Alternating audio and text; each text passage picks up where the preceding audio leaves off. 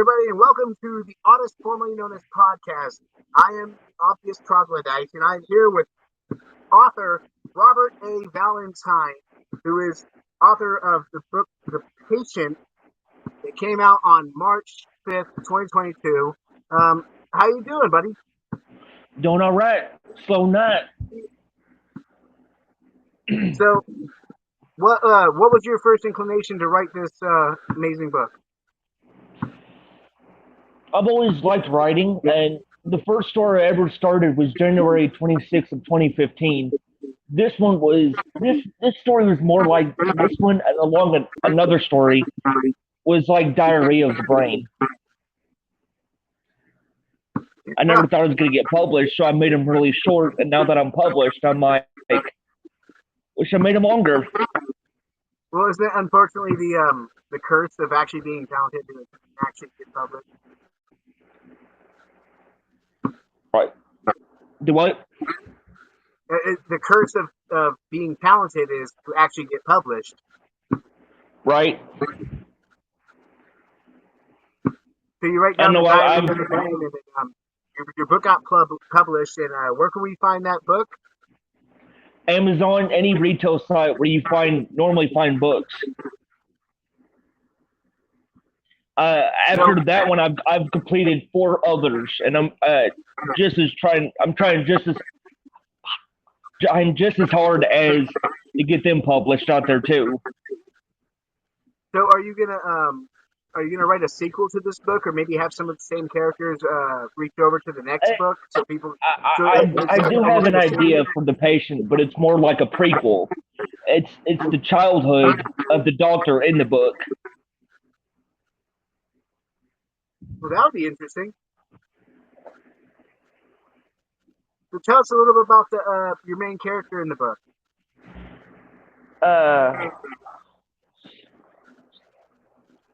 Her name is Abigail, and there's like a whole relationship between the doctor and Abigail, which is his psychiatrist.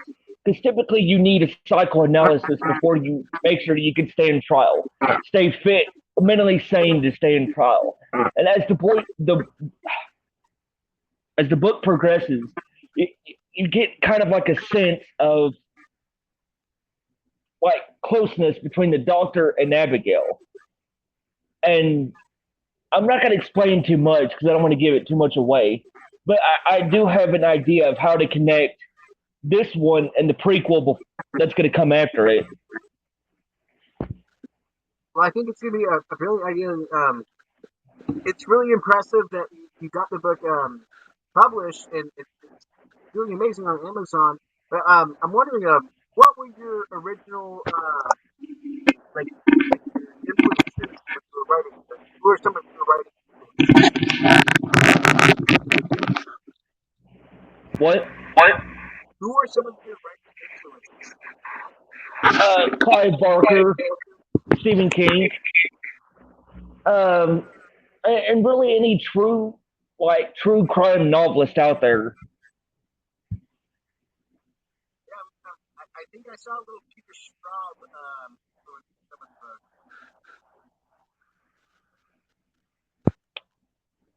What? I'm not sure if that's one of your influences or not, or if I'm just rejecting that because that's what I saw. But I thought it was pretty interesting. Peter Straub always had a very descriptive way of writing his books, and I thought your book had a lot of descriptive ways of telling the story.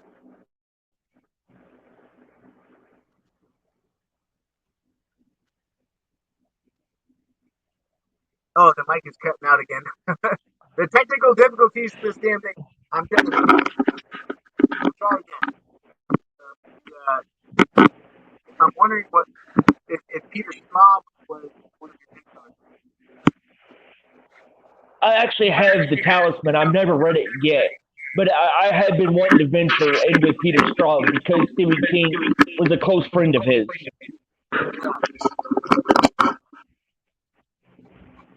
And so, if you had to recommend at least 5 books, like you're on a desert island, had at least like 5 books you could bring with you, what would those 5 books be for you? Oh God, that's a good one. I think the first one would have to be the first book I read. The first King book I read when I was 13. It. Good choice. Yeah. You have trouble Second sleeping one at would night be on The the island. Sculptor. What? I said you'll definitely have trouble sleeping on the island after reading that one.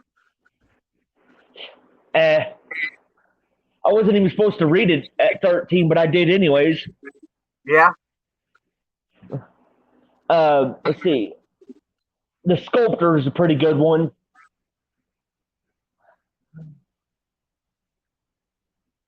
I'm trying to think.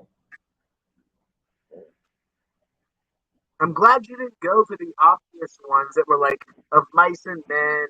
You know, the one with Lenny and Carl. Like, I want a pet to rabbit. Spoiler alert. I'm glad you start. It, it takes a little bit of thought when you actually like. If I'm stuck on an island, which 5 books can I read more than once? Do what?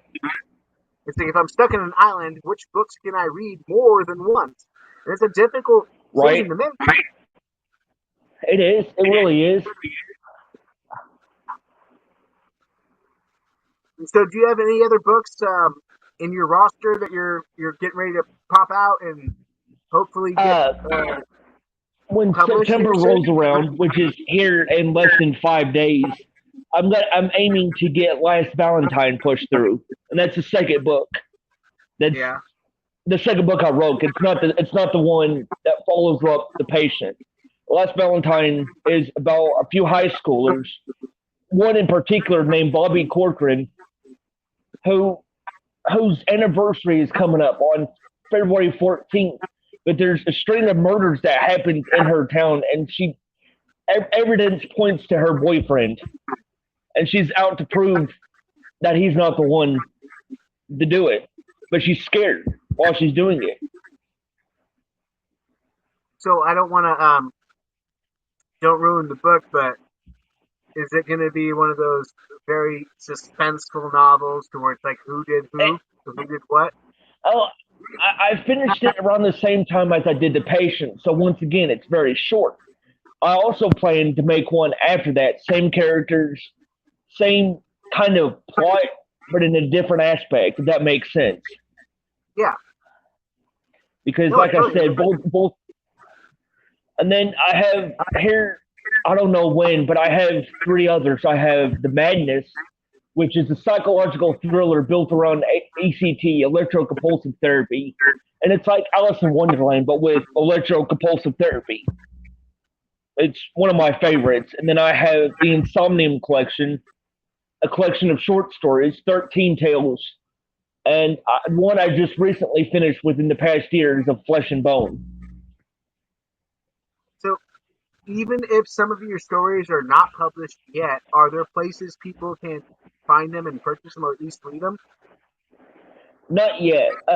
Page Publishing, you can find it, you can look it up. It is a small, no, like, not well renowned publishing coordination in New York.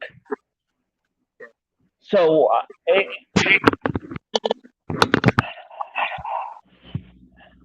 so it'll take some time, but I aim to get all of them. And I'm working on a sixth story.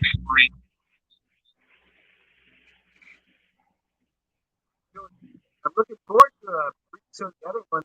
First book, and let everyone know. Go ahead and put it at the bottom in the description. We'll put links directly to the book.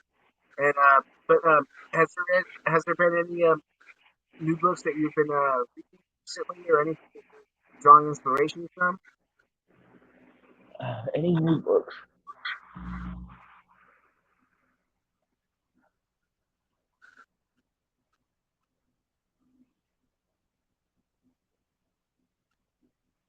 I think the one King book I just recently finished is The Dark Half, and I kind of got this inspiration from it. Yes, Dark Half. I haven't read that one yet. What's that one about? it's it's about an author who has a kind of like a duplicate, like a trying to think, a simulacrum walking and talking that looks like one of the characters from his books, and is framing him for everything. I already like it. I already like it. And for Little Sister, this new story, I'm drawing a lot of inspiration from it, but Little Sister's a lot more different.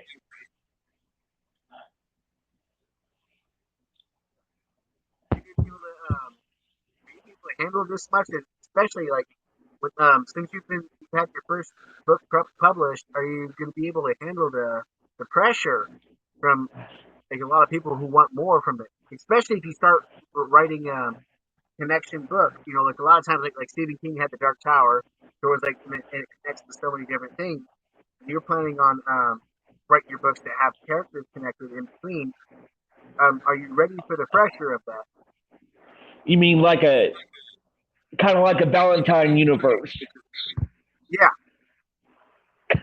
Yeah, I've been drawing like ideas from other stories and mixing them into future stories to be made.